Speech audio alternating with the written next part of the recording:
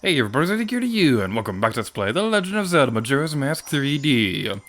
In the previous episode, we explored Azora Hall one last time to see what happened to it now that we've saved the Great Bay Coast. In today's episode, we're going to be exploring this waterfall over here. But before we do that, there is something that I always forget about whenever I go through this area, and it's not like it's an easily missable thing, it's just a little bit out of the way. So what we want to do for this next thing we'll be taking care of, go down here to the very bottom of the water, and destroy the like. He didn't like my posts on Twitter, how dare he. Get away from me, there we go. And we get a piece of art. It's a very easy art piece to get. I don't know why I always forget about that one. But anyway, we want to do for this next thing we'll be taking care of, get out of the water and go back into the water because I'm apparently very bad at doing the unnecessarily epic diving thing, which is very disappointing because being unnecessarily epic is my calling in life. It is what I'm studying in college. Alright, so while we go through this next area, let's go over here. And you definitely want to watch out for the likes because, as I've mentioned before, if you let them eat you, then they're going to steal your shield, and that's not a very nice thing at all. So let's pick up the rubies. Pick up the ruby, there we go. And go up this thing, and this is a big reason why I wanted to wait to do this, because you need the hook shot to be able to get up to this area in the first place, which means that you would have need to go through the most of the pirate fortress. So I figured, since there was a lot of story progress things going on at once, when we were taking care of the pirate fortress, it made the most sense to wait until after we were done with the dungeon to take care of this, even though we could have done this a little while ago. So we're going to be going off the track just a little bit, because there is another treasure chest over here that I want to go grab. It's a little bit out of the way, but it's shiny. I like shiny. Shiny is the greatest thing in existence. If I could equip the digger mask, there we go. So this right here, this also continues something that I've been saying throughout this entire Let's Play, is that I absolutely love the fact that the special abilities that we get in this game are not restricted to just the area we find them, because that's something that I kind of have a problem with most Zelda games. Personally speaking, I think Twilight Princess and Ocarina of Time are the biggest culprits of this mindset. Whoa! That was awesome!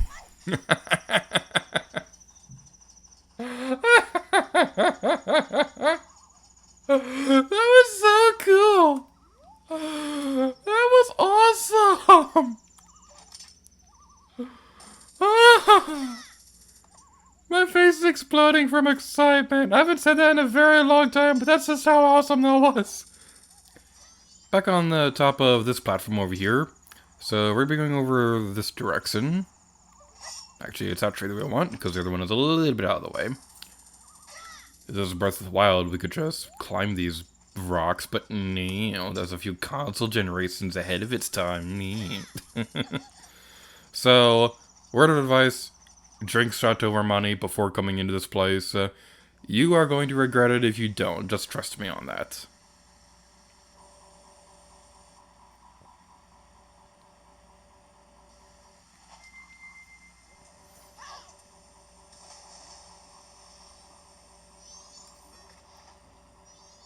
Was it something I said? Why does everybody swim away from me? Alright, buddy, what do you have to say?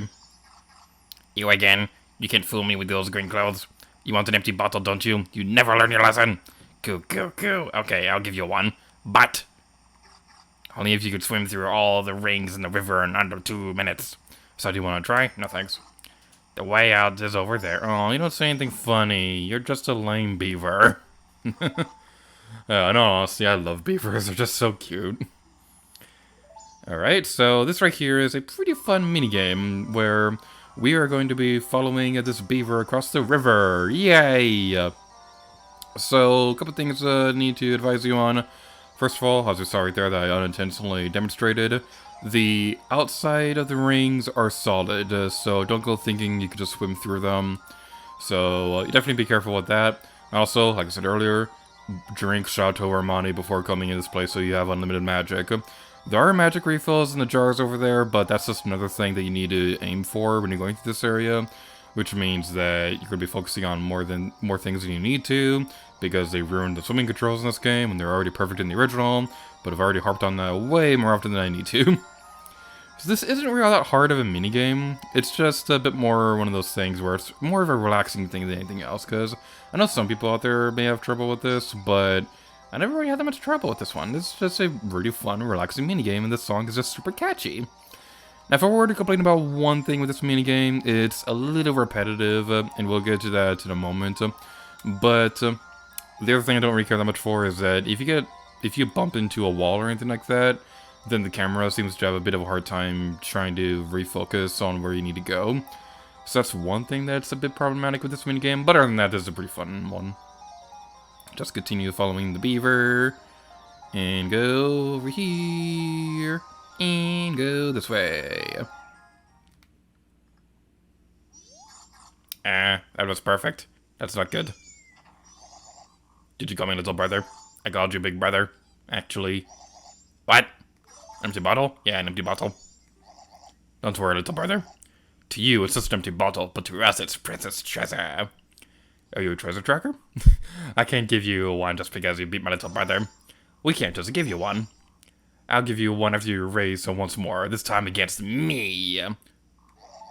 The rules are the same, but this time there are 25 rings. Don't fall behind.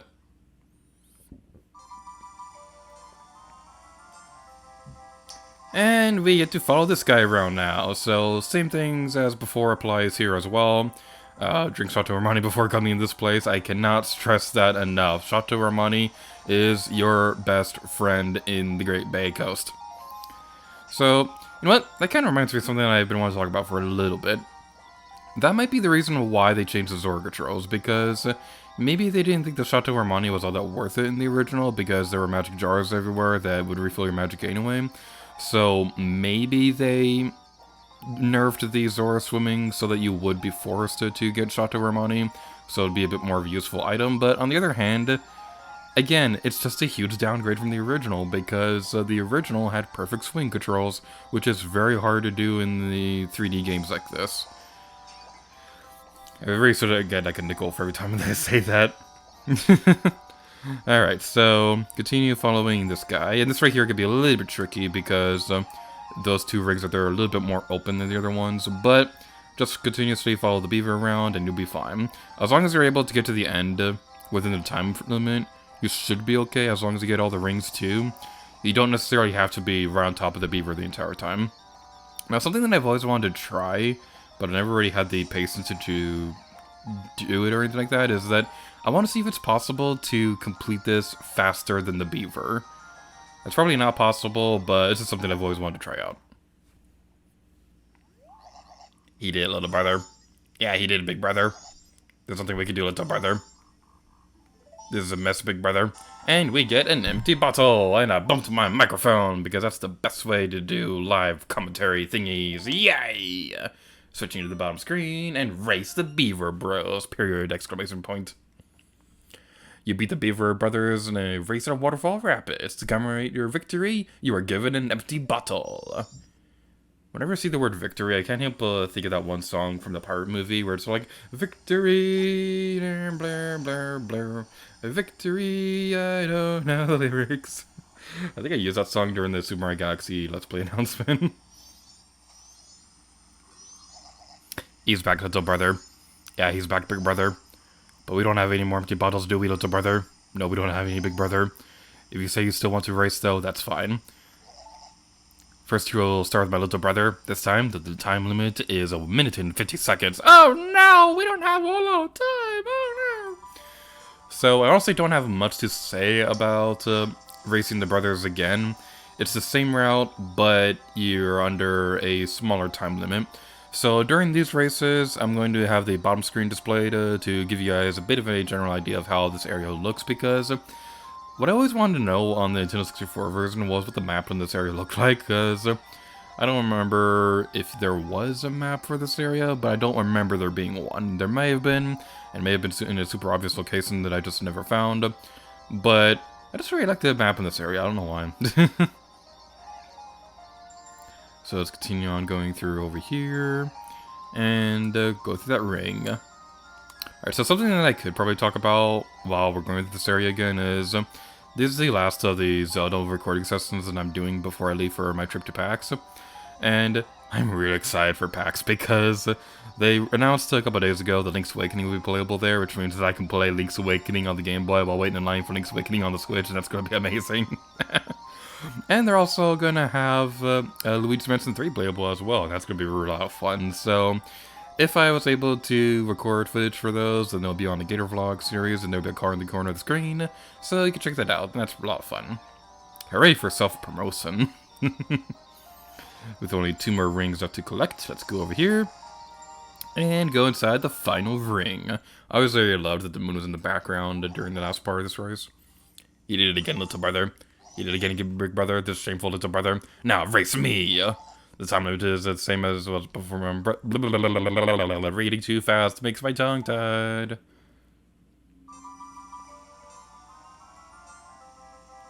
So I didn't verbally acknowledge it before, but something that is very interesting about the races between 2 brothers is that you may notice that there was a branching path a moment ago, and that was because the 2 brothers actually have different routes that they take during the race. It's just a minor thing, but it's really, really fun.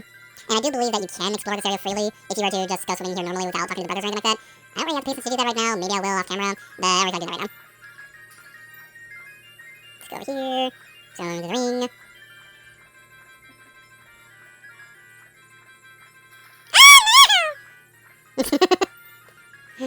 I don't know what happened there. I somebody bumped into a wall, and it always throws me off when that happens. It's like an Emperor's New Groove, and just goes, like, you threw off my groove. I'm sorry, but you threw off the Emperor's New Groove. That's probably like my favorite Disney movie ever. It's very cheesy and corny, but it's hilarious. Like, don't tell me, we're about to go over to the waterfall. Yep, sharp to the bottom, most likely. Bring it on. He's a formidable opponent, little brother. You're all talk, eh, big brother? If we give that to him, I wonder if he'll leave us alone, little brother. Yeah, I want to quit, big brother. And we get a piece of heart. I agree with you, Beavers. Please let it be over. You beat the Beaver brothers in an even harder race. To commemorate your victory, you were given a piece of heart. So, because there are 2 beavers right there, I need to make this reference, or else I'm going to be mad at myself. 2 beavers are better than 1. They're twice the fun. Ask anyone. And the next thing that we'll be taking care of is when you swim over here, and I believe this is only available after you complete the Great Bay Coast. And it's a little bit out of the way, so I don't entirely blame you if you didn't find this on your own. But what you want to do is you want to go over here, make sure you have plenty of rubies for what's coming up over here, and get on top of the boat after we read the sign. The Fisherman's Jumping Game. Please ride the boat to the Fisherman's Island to inquiry about playing. Inquiry. That's a pretty weird word. This is one of those words where I never know if I'm pronouncing it correctly, and it's just a simple word, but I don't know. Also, you can see the snowy mountains over there in the distance. That's awesome. And the background looks super pretty. This game has an amazing skybox. I've already mentioned this before, but it needs to be said again. This is probably my favorite looking 3DS game ever in terms of visuals, because this game is just so gorgeous. They did a great job updating the visuals of Majora's Mask. I always thought the original game still looked pretty great, even on the Nintendo 64, but it just looks so pretty in this game. Now that the seas are back to normal, I've started a little business aimed at tourists. If you pay 20 rupees, I'll show you a jumping game that has a really big prize. If you're up to it, go to the island in the center. Do not fall off this island before you get to the center. If you do, I believe you have to swim all the way back to the boat. It's not a very pleasant experience at all. Oh, you're up for it. Now then, I'll explain the rules, so listen carefully. I'm going to light the torches on each of the surrounding 4 islands in a particular order. Jump to the island that has the lit torch. If you jump to it before the torch goes out, you'll get 1 point. If you get 20 or more points within the time limit, you'll be given a big prize, but it'll cost you 20 rupees for 1 try. Let's do it! So, this is a jumping minigame, and the pattern is always going to be random. So, you definitely want to be careful with this, because if you fall off the water once, it's all over. Thankfully, it's not that tricky of a minigame. It's just a lot of fun. So one thing that I can definitely advise is always have the camera pointing at the island that you want to jump to, because that'll make aiming your jump a lot easier. I mean, technically speaking, you could just have the camera locked in the same place the entire time, but that's boring. I don't want to do that. So, another thing that I can give you advice on, I don't think this minigame gives you any additional rewards beyond the heart piece and the fishing hole pass. So, once you get to 20, just stop right there. You should be fine. What the heck? Oh, pfft. Okay. I see how it is, game. You definitely want to be fast about this, because I believe the torches will also go out if you're not careful. I remember this being one of my favorite minigames on the Nintendo 64 version. It's still a pretty fun one today. Like, if I were to make a list of all my favorite Zelda minigames, this probably wouldn't be the top favorite minigame ever, but it would definitely be in, like, the top 10 or something like that. The other ones I could think of would probably be, like, the pumpkin game in Skyward Sword, or the archery game in Skyward Sword, or... The only ones I could think of are from Skyward Sword. And now we have 20, so I am not going to risk going in the water again. Because on my practice playthrough, I fell into the water. And if I remember correctly, you lose your chance to get the heart piece if you fall in the water. So I'm just gonna sit here and check out my boots or whatever Link is doing right there. 3, 2, 1. Alright, that's it. Time's up, SpongeBob. That was a little too easy. Oh well, here's your prize.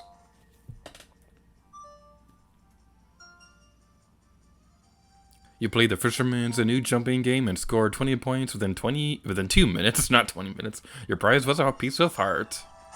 And we get a piece of heart, just like the Bomber's Notebook told us. Thank you for spoiling that. You're so helpful, aren't you? And I was thinking of saving up to buy a big ship. Now it looks like I may go bankrupt.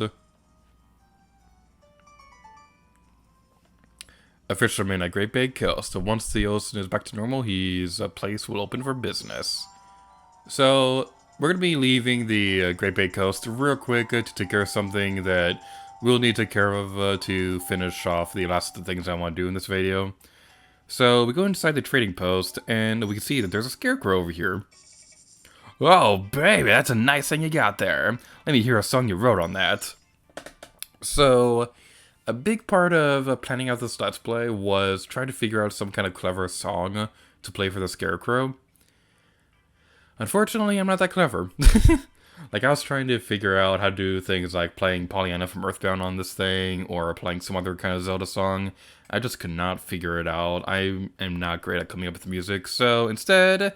we're going to be playing at the Ballad of the Gator.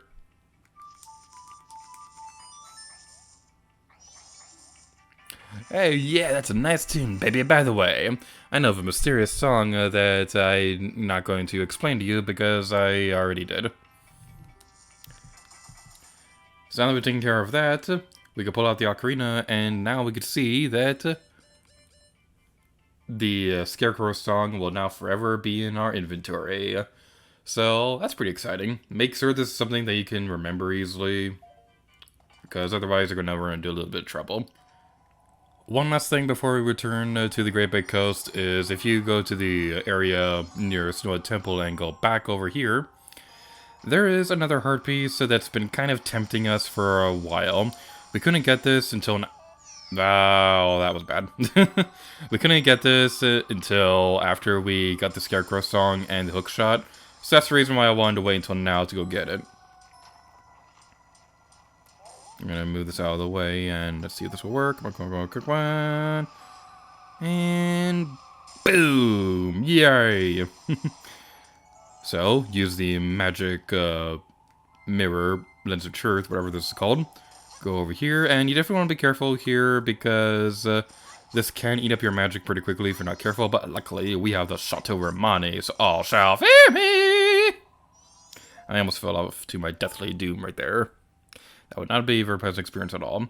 So let's play the Ballad of the Gator.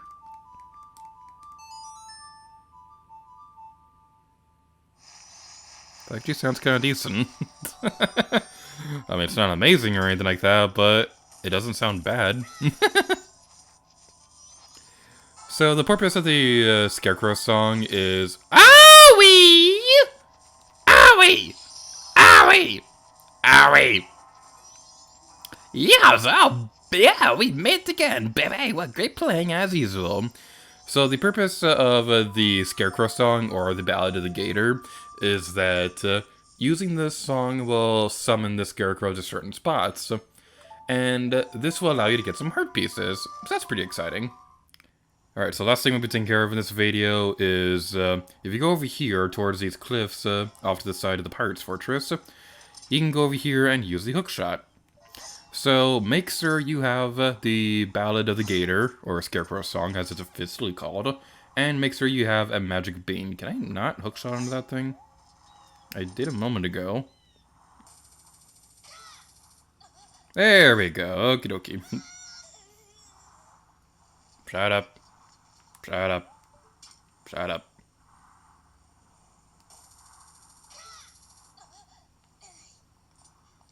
Okay, we finally made it on top of this frickin' cliff. So what we want to do next is you could go down here and going inside of this grotto will give you some cows you can milk with the magical power of the Song of Storms. So if you look on the corner of the screen, you'll see a video showing that we need to get magic beans before we come to this area. So I went ahead and bought a magic bean from the salesman near the Deku Palace. And also something funny was that I completely forgot about the fact that Zora Link, and I think Goron Link too, but Zora Link is taller than the water in the Southern Swamp, so you could just walk around the poison water over there. And it's also really funny because Zora Link can also use his boomerangs to destroy the big Octo, so you don't need the boat or anything like that.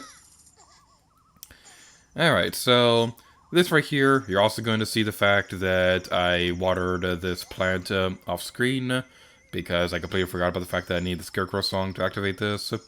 So, let's play the Ballad of the Gator.